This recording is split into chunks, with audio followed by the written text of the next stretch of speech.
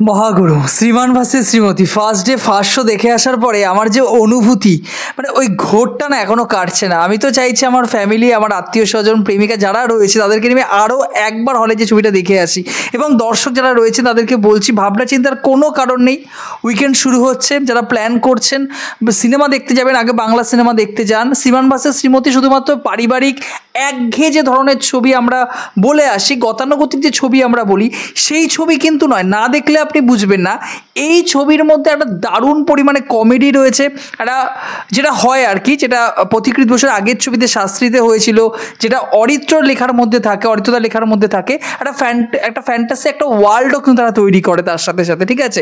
এবং সেই ছবির মধ্যে মজা থাকে, ইমোশন থাকে, দর্শকদের চরিত্রগুলোর মধ্যে কানেকশন থাকে, প্রত্যেকটা ব্যাপার মিশিয়ে যেন গোটা একটা পরিপূর্ণ ছবি হয়ে দাঁড়ায়।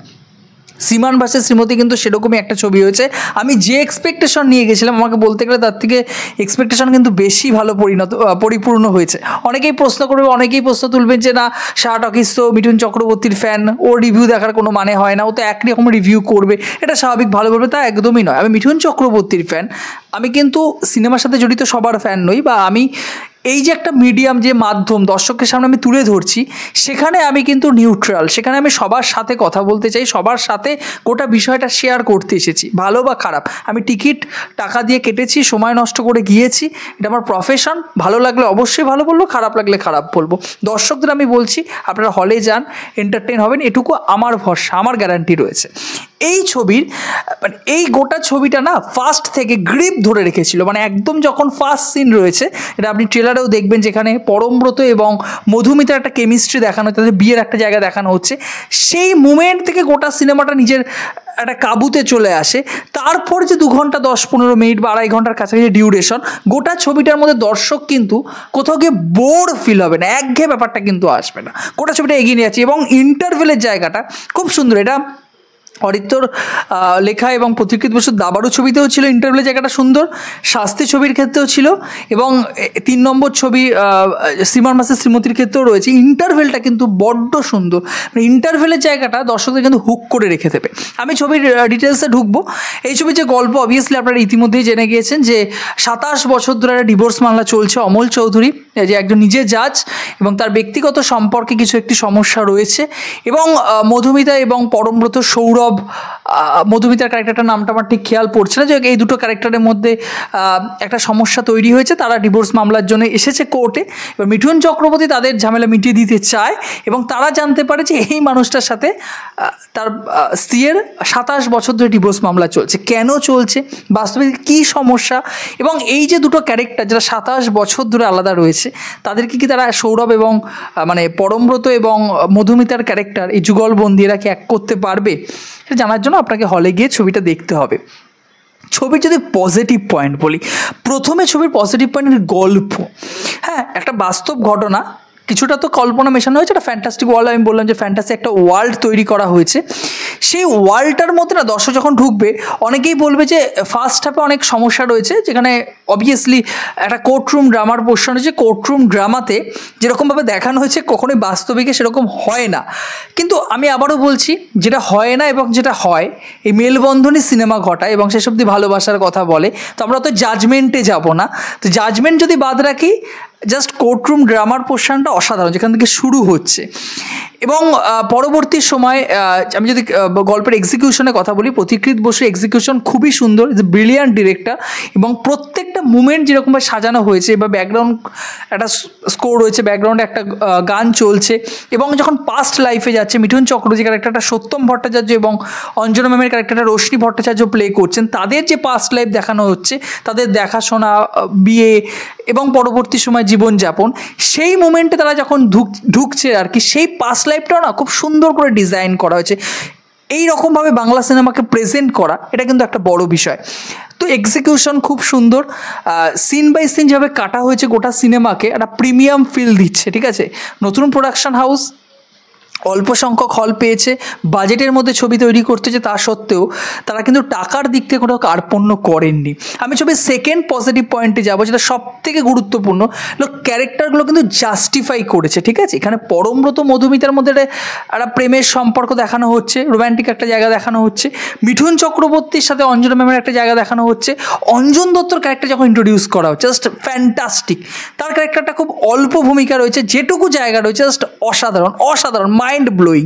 ঠিক আছে, জাস্ট মানে কাঁপিয়ে দিয়ে বেরিয়ে গেছে। এবং অঞ্জন দত্ত এবং মিঠুন চক্রবর্তী যে কনভারসেশনটা জাস্ট দেখার মতো। ওই যে কয়েক মিনিটের কনভারসেশনটা দর্শকরা মুগ্ধ হয়ে দেখবে এই বয়সে। আমি এরপরে আসবো মেন যে ক্যারেক্টার আর কি, অভিনয়ের দিকে।